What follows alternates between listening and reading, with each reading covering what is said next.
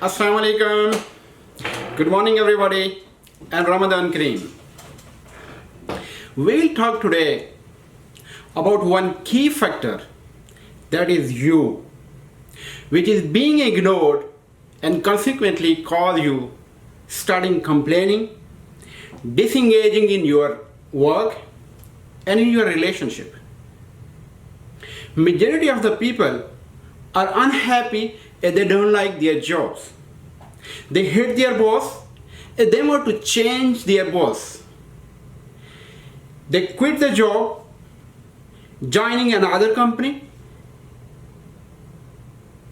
but still they feel more problems compared to their ex company. Some of them doing the second or the third marriage and end up with the unhappy marriage life. All they want is change boss, change their woman, change the company, and change other people. I'm not saying to raise the hands those who are considering themselves in the same list of the people. You know well about yourself what you want. And here is the solution of your problem and all your complaints. Let me give you an example. The people who are complaining about the boss, that he is not good, he is not respecting, and he is always creating the challenging environment for them. He is not letting them in the comfort. They don't have the good relationship with their boss. They complain about their boss with the other colleagues in the tea breaks, the prayer breaks, and pray from the God to change their boss. When they got the new boss in 2 to 3 years time, they again struggling with the same issue. At that time they are saying, our earlier boss was very good, but this boss is terrible. They couldn't maintain the good relationship with this boss as well. They started complaining again for this boss and pray from the God to change their boss. The people who are complaining about their terrible relationship and ending with the divorce, going for the second marriage and end up with a similar problem in the new relation. The question is why? Why the people end up with the similar problems in the next relationship, whether it is your marriage or your boss? Why? The people, they left the relationship, but they took themselves with them. That is the real problem. They did not address the real problem. It was not the marriage who was the issue. It was not the boss who was the issue. Or it was not the woman who was the issue. It was not your ex-boss or the current boss who is the issue. It is you who is living with the same attitude, the same thoughts, the same actions, and the same behavior. The same set of the circumstances and the pattern of the behavior will create the same outcome over and over again. Whatever you want to achieve, whatever you want to change, your financial situation, your boss or your relationship or your marriage, you cannot achieve unless you change. Let me share with you a story of an office and its employees. One day, all the employees of an office, when they came in their office, they found a letter in their desk.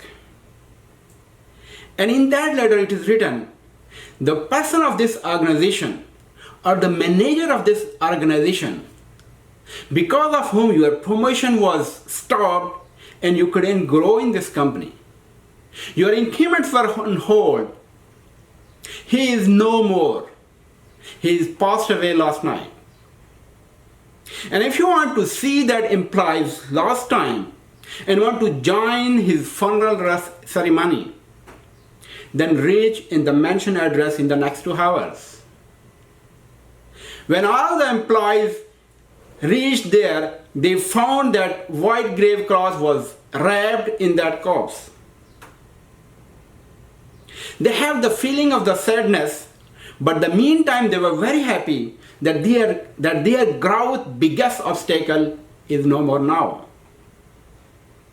But when one by one all the people gone to that employee corpse and they remove the white cloth and see inside, they feel shame because nobody was there. Only one mirror was kept inside where they saw their own photograph. We are doing the same in our life. All the blame we are putting in the situation. All the blame we are giving to the other people except the one person, that is self. And who is the biggest obstacle in our success? One of the greatest lessons I learned from my experience is that nothing will change unless you change. Once you change, everything else will change around you. Because when it comes to your wish list, the targets are the goals. It is not your wish list to be worked on. It is you. It is very important to understand that you don't get in your life what you want. You get in your life what you are. Your level of the success or your level of the achievements will be equal to your level of self-worth. It is the human tendency that we give little attention to its cause and engaging ourselves to its effects. If you work on you, it will bring out the new you. If you work on you, it will bring out the new model of you.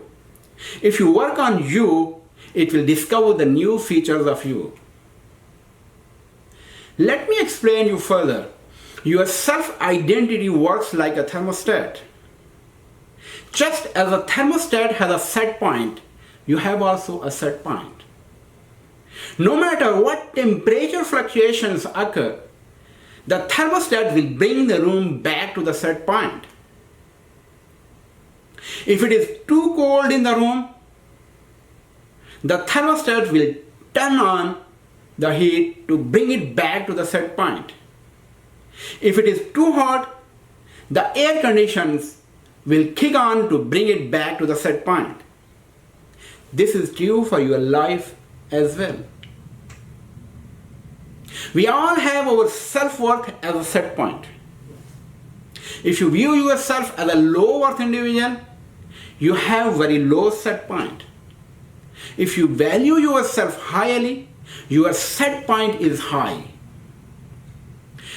As such, you will never make more money, be healthier, or have better relationship greater than your set point. If your relationship, the wealth or the health suddenly spike, your inner thermostats get uncomfortable and will bring you back down to your comfort level.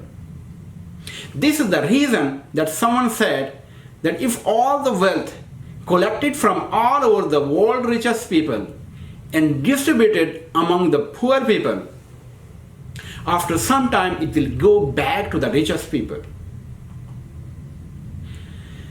Their monetary wealth was far above their self-worth set point. So subconsciously, their thermostat kicked in and brought their temperature down to a comfort set point.